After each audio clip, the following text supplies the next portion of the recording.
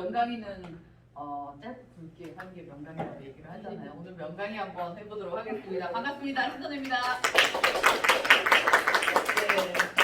오늘 이제 전주로 온다고 해서 또 제가 한복을 한번 입어봤습니다.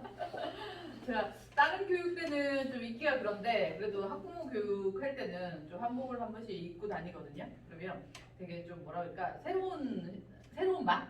예, 그래서 이제 보시는 분들도 그렇고 또 강연 저도 그렇고 새로운 이제 주의 하기를 위해서 가끔 이렇게 한복을 입습니다. 근데 이제 또 가을이 돌아오니까 또 뭔가 새로운 또 변화가 있으면 좋지 않을까 해서 제가 한번 입어봤고 그 코로나 때문에 되게 많이 힘드시죠?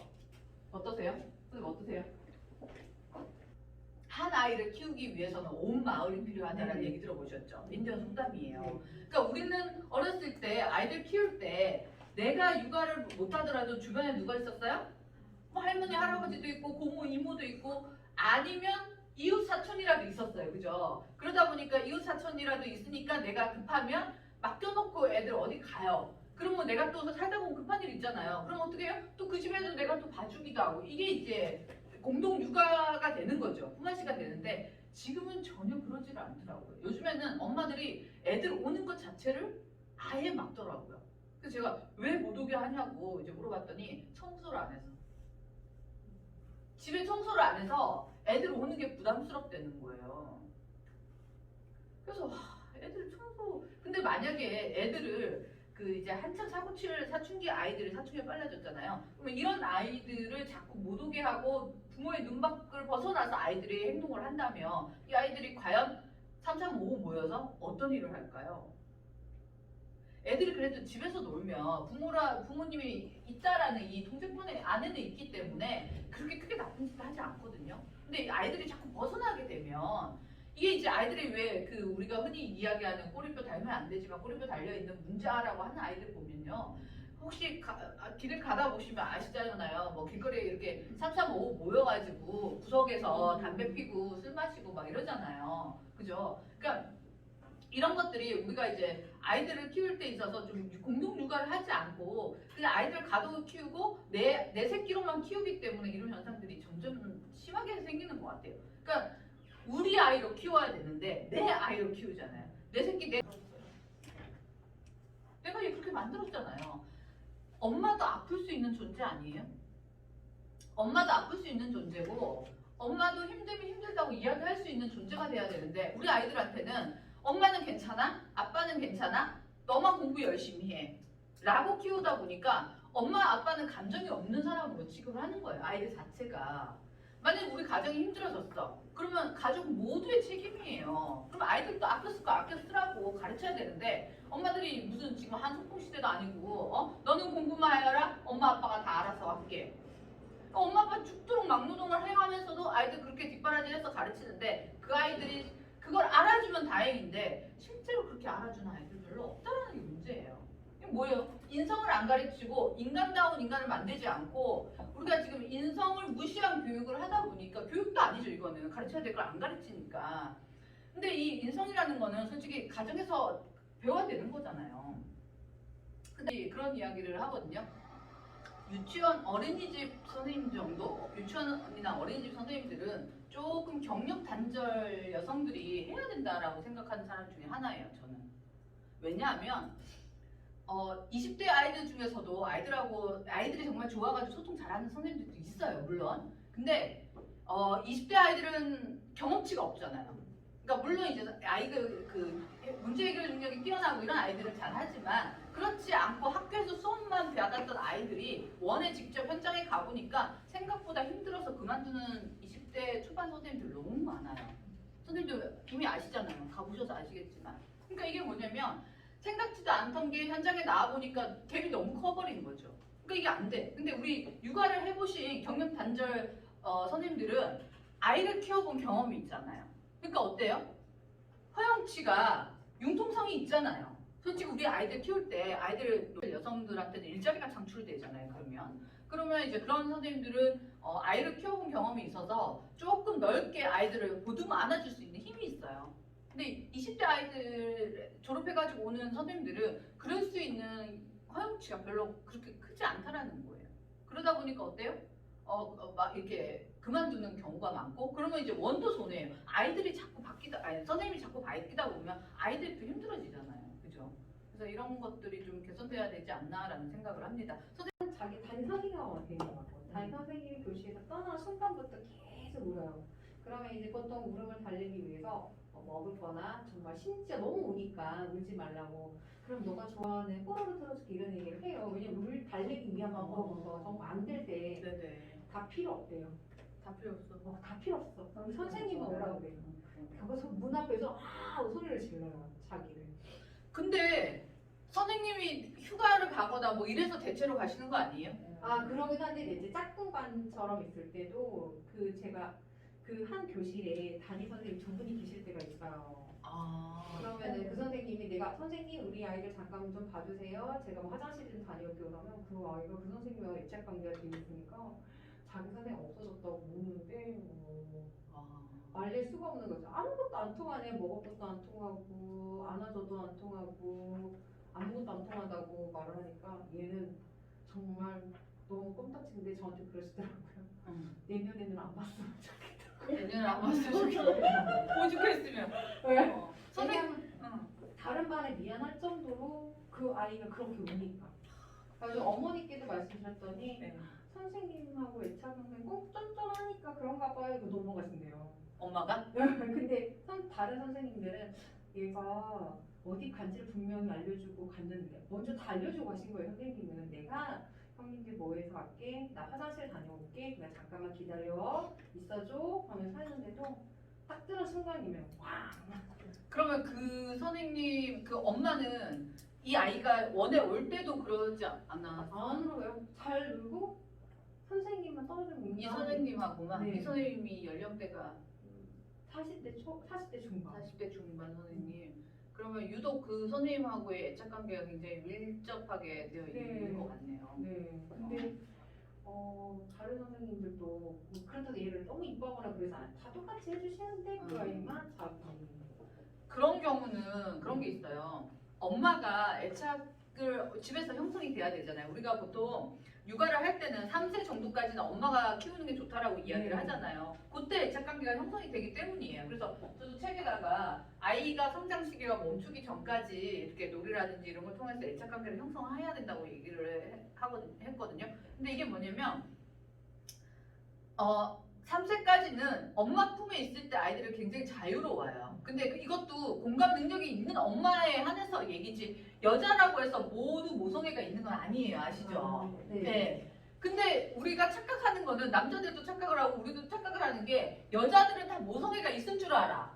생각 외로 여자라고 다 모성애가 있는 건 아니라는 얘기예요. 오히려 부성애가 높은 아빠들도 있어요. 이런 사람들은 엄마보다 아빠가 더 애를 잘 키우는 경우도 있거든요. 근데 누구든지 이제 이렇게 건강한 애착이 잘 형성돼서 잘 하시는 분들이 애를 좀 더 깊게 케어를 하시면 되는데 중요한 거는 이 아이 같은 경우는 뭐 예를 들어서 엄마하고 애착이 형성이 안 되어 있는데 그거는 선생님을 통해서 이게 애착이 붙었을 수도 있어요.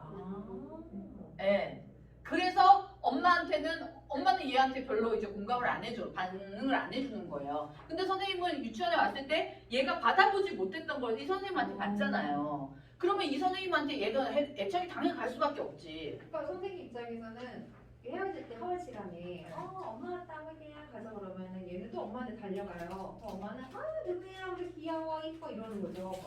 그런 표정을 보면 엄마가 분명 얘를 나름 사랑을 하는 것 같은데 왜 나한테는 이럴까 알 수가 없네 이렇게 하시더라고요. 선생님이. 엄마한테 말씀을 드렸다고 하는데 엄마는 그냥 대수롭지 않게 자기 푸는 입장이에요.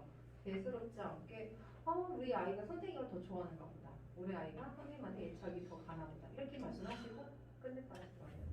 근데 이게 좀 잘 살펴보셔야 될 게 제가 이제 우리 아이가 달라져서 이거 촬영을 할 때 보면 저희가 이제 그 CC 카메라 다 설치를 하거든요. 집에 다 설치를 해가지고 이렇게 보면 아이가 애착 관계가 걔는 불안정한 거예요. 근데 엄마가 그때만 얘한테 좋은 엄마일 수도 있어요. 그때 애기 받을 때만 그리고 보낼 때만 그러니까 남들 앞에서만. 그런데 집에 가서는 얘한테 별로 관심을 안 주는 거예요. 얘가 충족하게 애착 형성을 할 수 있는 시간이 없기 때문에 선생님한테 그렇게 집착을 할 수가 있는 거. 물론 상담을 해봐야 알겠지만 대부분 이제 그런 경우가 좀 있어요. 예. 보여주기식 엄마 엄마들 생각보다 많거든요. 그럼요. 네. 그러다 보니까 애가 애착 관계를 어디서 해요? 원에 오면 선생님이 자기한테 제일 친절한 사람인 거야. 그러니까 얘는 이제 정을 줄 데가 선생님밖에 없는 거지. 그래서 얘가 그럴 수 있거든요. 그러니까 얘는 자기가 이제 그 선생님 외에 누군가가 오면 어차피 애착이 형성이 잘 안 돼요. 불안한 심리가 깔려 있기 때문에 누가 와도 불안한 거죠. 네. 그래서 오지 못하게 하는 거예요. 네. 나한테 손 못 대게 이제 자기 영역 안에는 선생님하고 자기하고 둘밖에 없는 거예요. 그래서 그럴 수 있어. 네. 그래서 아이의 성장 시기에는 그 시기가 지나면 다시 돌아오지 않거든요. 그래서 조금 힘들지만 어쨌거나 엄마의 품에서 그러니까 요즘에는 맞벌이가 많기 때문에 엄마가 24시간 뭐 계속 이제 볼 수는 없죠. 그렇더라도 저는 육아는 양보다 질이라고 생각을 하거든요. 우리 생각을 해봅시다. 마른 화분에 물을 줄 거예요. 그러면 찔끔찔끔 주면 얘는 어때요? 계속 물 빨아먹잖아요. 그죠? 근데 얘한테 물을 한꺼번에 흠뻑 주고 나면 어때요? 쫙 빨아들이고 그 다음부터는 조금만 줘도 이게 양이 차기 때문에 별로 안 먹죠. 흡수를 안 하죠. 그거하고 똑같은 거예요. 그래서 아이들도 그 어렸을 때 애착이 형성된 시기에 흠뻑 사랑을 주고 나면 그 다음부터는 아이들한테 조금만 해도 이 아이들이 서운해하지 않아요. 왜? 엄마 아빠 내 편이라는 걸 알기 때문에 이미 애착이 잘 형성이 되어 있기 때문에. 근데 이 시기를 놓치고 나면 어떻게 되냐면 아이는 불안한 상태잖아요. 근데 엄마가 나를 안 봐줘. 야단만 쳐. 혼만 내. 이러면 아이들 입장에서는 또 불안한 거죠. 엄마가 언제 돌변할지 모르니까. 이 불안 심리를 계속 가지고 가다 보니까 이제 이게 언제 드러나냐면 이게 이제 사춘기 때 되면 드러나요. 엄마들은요 상담하러 올 때 이런 이야기를 합니다. 우리 아이가 정말 말도 잘 듣고 착한 아이였대요. 그런데 중학교를 가더니 아니면 고등학교를 가든지 아니면 요즘은 이제 초등학교 빨리 사춘기가 오니까 친구를 잘못 사귀더니 아이가 이상해졌다고 얘기를 합니다. 엄마들은 실제로 그 얘기를 해요. 그런데 아이들은요 갑자기 이상해지지 않아요. 엄마가 이제 그때서야 갑자기 눈치를 챘을 뿐이라는 거예요. 아이들은 끊임없이 엄마한테 시그널을 보내거든요. 사고 치기 전에 자기를 봐달라는 신호를 계속 보냈는데 중요한 건 엄마 아빠가 그걸 눈치를 못 채고 있을 뿐이에요. 그러다가 어느 순간 내 말이 안 먹히니까 아이들은 큰 사고를 쳐요. 왜? 강하게 사고를 치지 않으면 나를 안 봐주거든요. 그러니까 학교 폭력을 일으킨다든지 아니면 뭐 큰 사고를 친다든지 이런 식으로 아이들은 이제 사고를 쳐버리죠. 왜? 그래야 그때만 부모님들은 나한테 관심을 가지거든요. 그러니까 아이들이 할 수 있는 방법이에요, 그게. 그러니까 아이가 갑자기 이상해지는 거 있다 없다? 아이는 절대 갑자기 이상해지지 않습니다. 분명히 우리 엄마, 우리 아빠한테 시그널을 보내는데 그거를 눈치를 못 채는 우리의 잘못이지 절대 아이가 그렇게 하지는 않는다라는 거죠. 네. 그래서 좀 어린이집 이렇게 선생님들이 가셨을 때 이 아이의 심리 상태를 조금 더 이해할 수 있겠죠. 이제 아이들이 불안한 애들. 그러니까 불안한 아이들은요 가장 필요한 게 스킨십이에요. 안아주는 거.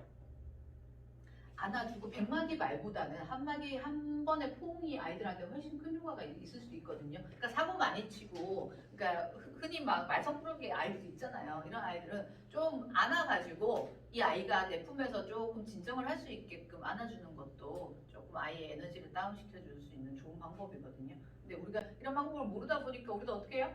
애가 하나가 아니야. 여러 명이야. 어떻게 나도 소리 지르는 거죠. 통제가 안 되니까. 그래서 참 이 환경 자체가 조금 우리도 좀 여유롭게 아이들을 돌보고 케어할 수 있는 환경이 돼야 되는데 그러지 않다 보니까 선생님들도 쫓기고 아이들도 쫓기고 뭐 이제 그런 현상들이 많죠. 근데 이제 네네네. 근데 그거 되게 피하는 아이들이 좀 있어요. 또 막 끔찍하잖아. 막 이것도 싫어하는. 그런 아이들은 어떻게 접근을 시키는? 그런 아이들은 보통 이제 엄마가 그거에 대해서 왜 아이들이 뱀이 무섭다라는 생각을 처음에는 못해요. 근데 자꾸 엄마가 어른들이 에이 지지 에이 그거 못 쓰는 거야 만지면 안 돼 라고 하기 때문에 아이들이 어른들의 고정관념을 아이들한테 씻기 때문에 아이들이 뱀이 무섭다라고 생각을 하거든요. 놀이도 그것도 마찬가지예요. 엄마가 이런 엄마들은 자꾸 결벽증이 좀 있어가지고 야 그거 지지한 거야 그거 하지 마 그거 안 돼 라고 생각을 하는 거예요. 그러면 그 아이는 손에 닿는 촉감 자체가 좀 이상하다고 생각을 하는 거예요. 근데 그런 아이들은 옆에 이제 조금 따로 이렇게 떼내가지고 그럼 너 뭐 하면 좋을까라고 이제 하는지 아니면 장갑 있죠. 비닐 장갑 그걸 끼고 한번 만져보게 하는 거예요. 아니면 고무장갑이라도 해서 조금 익숙해지면 이걸 빼고 이제 하는 연습. 그게 갑자기 이게 그 저희 셋째 조카가 처음에 이제 그 바닷가를 데려갔더니 모래 바른 거예요. 애가 기겁을 하는 거예요. 근데 이때까지 애들을 키웠을 때 그런 애를 처음 봐가지고 처음에는 얘가 왜 이러지? 라고 생각을 했거든요. 근데 그럴 수 있어요. 아이들마다 이 느낌이 이상한 거야. 그러면 그럴 때는 애가 괜찮아 괜찮아 라고 달래가지고 될 문제는 아니에요. 그럼 어떻게 그러니까 모래 앞에서 모래 가지고 이렇게 문질러 주면서 이렇게 가지고 노는 연습을 하는 거예요. 들어가지 않고 그러면서 조금씩 흡수할 수 있게 만드는 거예요. 이 아이도 끝까지 거부를 하게 되면 그냥 이제 어떤 거 휴지 가지고 해요? 뭐 가지고 해요?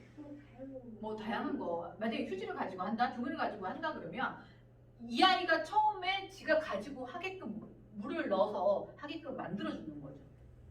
오늘 문제점은 활성 사진을 찍잖아요. 어머니들한테 보여주고 근데 그 아이는 안 해. 딸들은 끝까지 해야 돼. 걔만 안 하고 이 아이가 이제 사진 찍었단 말이에요. 엄마를 댓글 달잖아요. 우리 아이가 왜 그러고 있을까요? 선생님들 그런 거에 대한 스트레스를 엄청 받더라고요. 이게 단톡이에요? 아니 이제 어린이집에 이제 개인적이 아니라 어린이집 전체에 다 공개가 돼요. 요즘에는 뭐 키즈 채널에서 어플이 있어요. 그러니까 우리 아이가 떨어져 있어 또 엄마 입장에서는 그러니까 그럴 때는 그냥 아이들 성향에 따라서 같이 노는 놀이를 좋아하는 아이가 있고요. 혼자 노는 놀이를 좋아하는 아이들이 있어요. 근데 엄마들은 이 아이가 조금 혼자 놀고 싶어 할 때가 있잖아. 우리도 감정이 있다 보니까. 근데 아이들도 그럴 때가 있거든요. 그래서 이제 이럴 때는 아이가 지금은 혼자 놀이를 하고 있는 중이니까 어머니 너무 걱정하지 않으셔도 돼요. 라고 이야기를 하면 또 엄마들이 뭐 태클하는 엄마도 있겠지만 그래도 잠깐 놀다가 다시 왔다 갔다 하니까 너무 걱정 안 하셔도 돼요. 라고 그냥 일단은 그렇게 얘기를 해줘야지 어떻게 하겠어요. 근데 사진만 봤을 때 엄마들은 뭐 우리 애는 또 어쩌고 저쩌고 막 이러면 이제 나중에 이제 그 엄마한테 따로 톡을 드리면서 이 아이가 이 물질에 대해서 되게 두려워하는 것 같다. 그러니까 집에서 그러니까 물감놀이 하면서 이런 걸 좀 한번 해보시는 게 아이한테 시켜보는 게 도움이 될 것 같다라고 이야기를 해주시면 돼요. 조금 일이 좀 많아졌다 그렇죠? 네, 또 네, 숨 가쁘게 달려왔습니다. 네. 네, 선생님들이 이제 놀이도 해야 되고 아이들 지도도 해야 되고 또 뭐 여러 가지 이제 엄마들 상대도 해야 되고 여러 가지로 많이 힘드시겠지만 그래도 우리가 그 아이의 첫 번째 선생님들이잖아요. 근데 저는 진짜 첫 번째 선생님들이 정말 중요하다라고 생각을 하거든요. 그래서 선생님들이 좀 자부심을 가지고 나는 우리 아이들의 교육자로서의 첫 번째 선생님이라는 자부심을 가지고 좋은 리액션과 좋은 질문을 하는 선생님들이 되셨으면 좋겠습니다. 수고하셨습니다.